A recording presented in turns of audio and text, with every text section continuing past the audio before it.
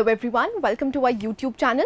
So Competition Commission of India has been provided with more teeth. अब यहाँ पर देखेंगे जो अमेंडमेंट बिल 2022 का है उसको हम जानने की कोशिश करेंगे कि कंपटीशन कमीशन ऑफ इंडिया को यहाँ पर क्या पावर्स दी गई हैं और इनकी डिटेल्स क्या हैं उसको जानने की कोशिश करेंगे. So let's start the session. सबसे पहले देखते हैं कि न्यूज़ में क्यों था. सो आप देख सकते हैं recently the competition amendment bill 2022 which seeks to amend the Competition Act 2002 was passed in the lower house amid the protests from the opposition. So यहाँ पर जो protests कर रहे हैं आपके opposition उसके बीच लोअर हाउस ने कॉम्पिटिशन अमेंडमेंट बिल 2022 पास कर दिया गया है. सो यहाँ पर जो कॉम्पिटिशन कमीशन ऑफ इंडिया है जो कि एक स्टैट्यूटरी बॉडी है जो किसके तहत बनाई गई थी, कॉम्पिटिशन एक्ट 2002 के तहत बनाई गई थी. तो यहाँ पर उनको ज़्यादा पावर्स दी गई हैं, मोर टीथ प्रोवाइड किए गए हैं जिससे कि ये अपने फंक्शंस को इफेक्टिवली मैनेज कर सकें. राइट. सो ये न्यूज़ में था. अब हम देखते हैं व्हाट इज़ कॉम्पिटिशन एक्ट 2002.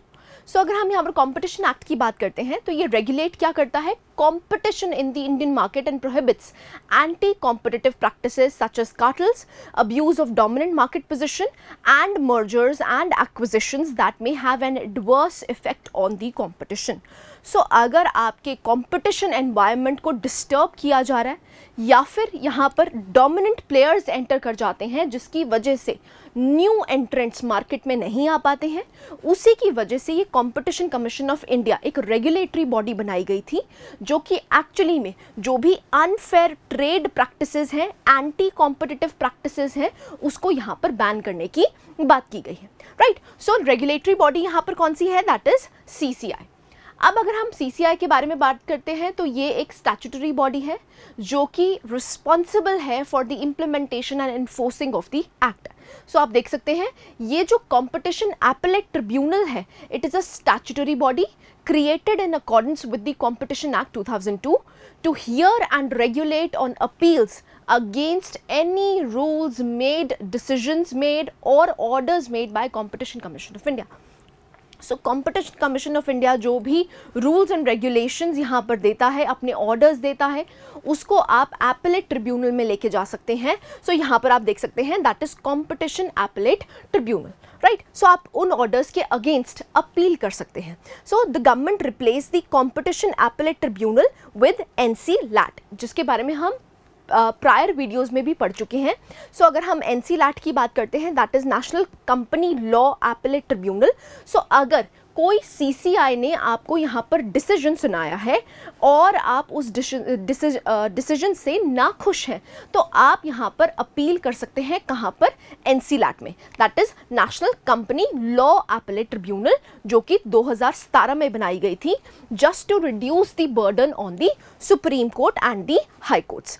अब अगर आप NCLAT के जो यहाँ पर डिसीजंस आएंगे वो एक्चुअली में फाइनल और बाइंडिंग होते हैं बोथ दी पार्टीज के लिए.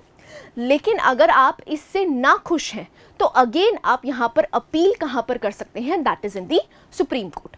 सो आपके पास 3 यहाँ पर स्टेप्स हैं. सबसे पहले कॉम्पिटिशन कमीशन ऑफ इंडिया यहाँ पर डिसीजंस देगा. अगर आप उससे नाखुश हैं तो आप कहाँ जा सकते हैं, NCLAT के पास. NCLAT के जो डिसीजंस हैं अगर उससे नाखुश हैं तो आप कहाँ पर जा सकते हैं, that is in the Supreme Court. Right. So ये आपको हायरार्की देखने को मिलती है अगर हम कंपनी लॉ केसेस के बारे में बात करते हैं. आई होप यहाँ तक क्लैरिटी है. That is competition commission of India. Now what are the amendments जो एक्चुअली में कॉम्पिटिशन एक्ट में प्रपोज किए गए हैं, जो इस अमेंडमेंट में देखे गए हैं. So let's start. सबसे पहले देखते हैं penalties for competition law violations. अब यहाँ पर जो कॉम्पिटिशन कमीशन ऑफ इंडिया है अगर आपको वो दोषी पाता है तो यहाँ पर आप पेनल्टीज दे सकते हैं. अब पेनल्टीज में यहाँ पर क्या किया गया है, the bill amends the definition of turnover to include global turnover derived from all products and services by a person or an enterprise. So यहाँ पर जो definition of turnover है उसमें ये कहा गया है कि हम ग्लोबल टर्नओवर देखेंगे. अब सपोजिटली ये जो कंपनी है वो वर्ल्ड वाइड काम करती है तो कंपटीशन कमीशन ऑफ इंडिया ने ये कहा है कि उसके टर्नओवर जो पेनल्टी है वो उसके टर्नओवर पे लगती है. अब वो टर्नओवर सिर्फ इंडिया में नहीं, कहाँ पर देखा जाएगा, ग्लोबली. ग्लोबली आपका कितना टर्नओवर है उसके रिगार्डिंग आपको पेनल्टीज दी जाएंगी. So the amendment allows for the imposition of penalties for competition law violations based on the company's global turnover rather than just its turnover in India. So यहाँ पर पहले क्या होता था कि अगर आप पेनल्टी कोई देते थे तो कंपनी की टर्नओवर इन इंडिया देखी जाती थी, उसके बाद पेनल्टी लगाई जाती थी. लेकिन अब यहाँ पर क्या किया गया है कि अगर हम कंपनी का टर्नओवर देखेंगे, वो टर्नओवर क्या होना चाहिए, ग्लोबली होना चाहिए, उसके बाद पेनल्टीज डिसाइड करी जाएंगी. So not just in India, but क्योंकि अगर ये ग्लोबली प्रेजेंट है तो टर्नओवर भी ग्लोबली देखा जाएगा.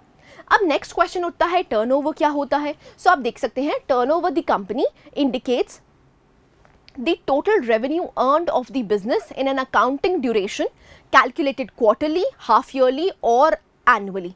It may be in gain or loss depending on their sales. So यहाँ पर जो भी total revenue आपने earn किया है एक business से, उसको हम कहेंगे टर्नओवर. अब टर्नओवर एनुअली भी हो सकता है, हाफ क्वार्टरली भी हो सकता है, हाफ ईयरली भी हो सकता है. सो यहाँ पर टर्नओवर का मतलब क्या होता है, that is the total revenue that is earned by a business. I hope यहाँ तक क्लैरिटी है, that is the turnover. So amendment में क्या प्रपोज किया गया है कि जो टर्नओवर देखी जाएगी वो ग्लोबल प्रेजेंस में देखी जाएगी rather than just in India. Then next amendment देखते हैं, that is timelines for approving combinations. अब ये बहुत important हो जाता है. The bill reduces the time limit for CCI to form a prima facie opinion on a combination from 30 working days to 30 days.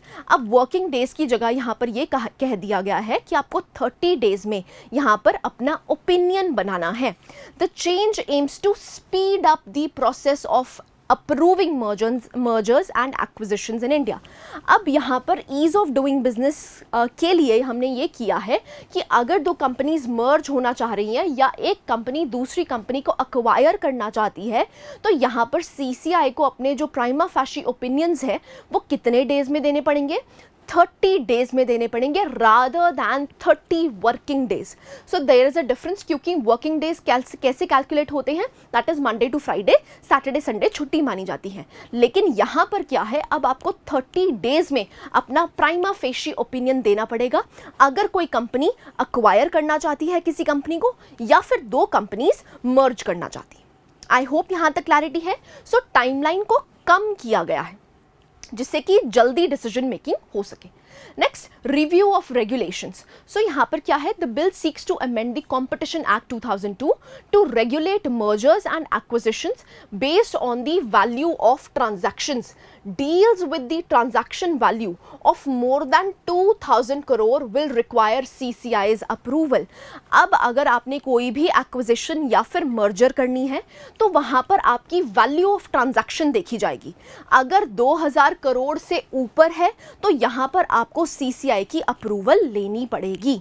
Right? So the bill proposes to reduce the timeline for CCI to pass an order on such transactions from 210 days to 150 days. So यहाँ पर again timeline को थोड़ा reduce किया गया है. पहले यहाँ पर जो order pass करना होता था on such value transactions वो आपको 210 दिन में पास करना होता था, लेकिन इसका जो टाइम फ्रेम है उसको कम कर दिया गया है. कितना कर दिया गया है, 150 days. Right. Next आता है, the bill decriminalizes certain offences under the act by changing the nature of punishment from imposition of fine to civil penalties.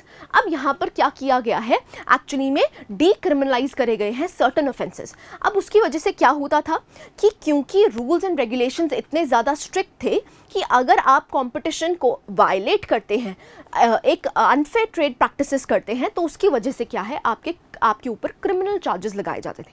तो इसको रिड्यूस करने के लिए कुछ इम्पोजिशन ऑफ फाइन्स को एक्चुअली में सिविल पेनल्टीज में घोषित कर दिया गया है.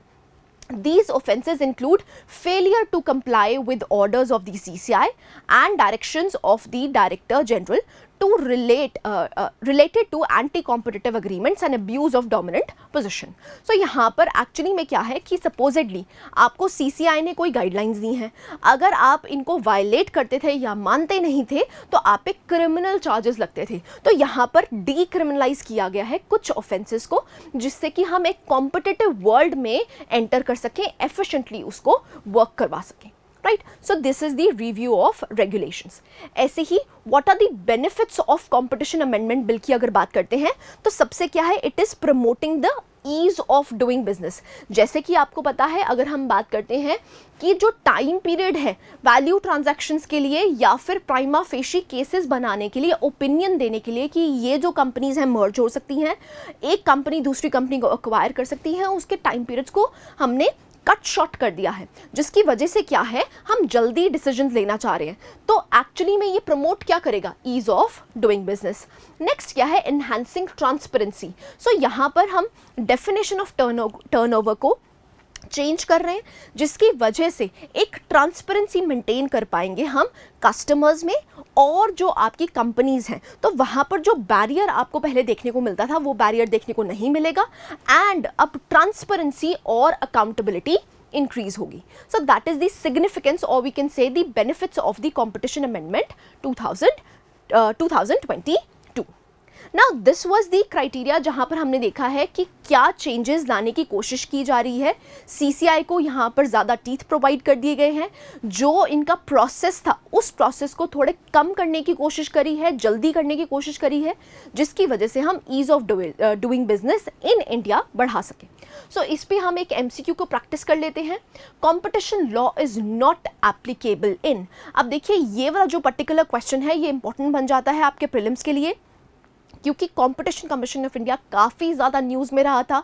अगर हम पास्ट 1.5 साल की बात करते हैं तो गूगल पे फाइन लगाया गया है, पेनल्टी लगाई गई है. अगेन NCLAT भी काफ़ी ज़्यादा आपको न्यूज़ में देखने को मिलता है. तो CCI के बारे में आपको होलिस्टिकली पता होना चाहिए. तो ये फैक्चुअल क्वेश्चन है, कंपटीशन लॉ जो है वो किस किस पर वैलिड नहीं है वो आपको बताना है.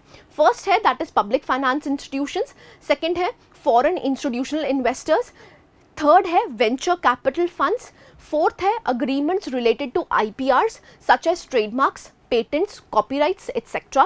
फिफ्थ है central government has the authority to exempt any class of enterprises from the provisions of the act in the common interest of national security और public interest.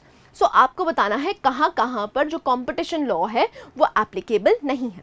कौन से correct statements हैं, 1, 2, 3 only, 2, 3, 4, 5 only, 1, 3, 4, 5 only, और is it D 1, 2, 3, 4, 5. अब देखिए ये जो question बनाया गया है वो इसीलिए फ्रेम किया गया है कि आपको ये पता चल जाए कि जो कंपटीशन लॉ है वो किस किस पे वैलिड नहीं रहेगा. तो यहाँ पर आपका आंसर हो जाता है डी.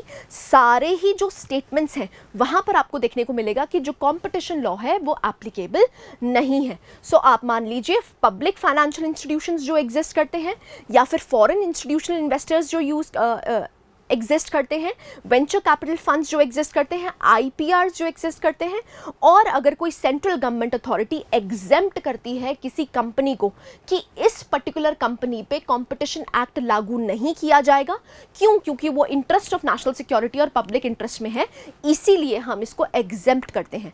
तो पांचों पे क्या एप्लीकेबल नहीं होगा, कंपटीशन लॉ एप्लीकेबल नहीं होगा. सो आप ये पांचों को याद कर सकते हैं कि कंपटीशन लॉ कहाँ पर वैलिड है और कहाँ पर इनवैलिड है. Right, so this was it, जहाँ पर हमने कंपटीशन कमीशन ऑफ इंडिया को होलिस्टिकली पढ़ा है और जो भी अमेंडमेंट्स हुई हैं उसको भी हमने जानने की कोशिश की है. I hope you like this session. Thank you very much.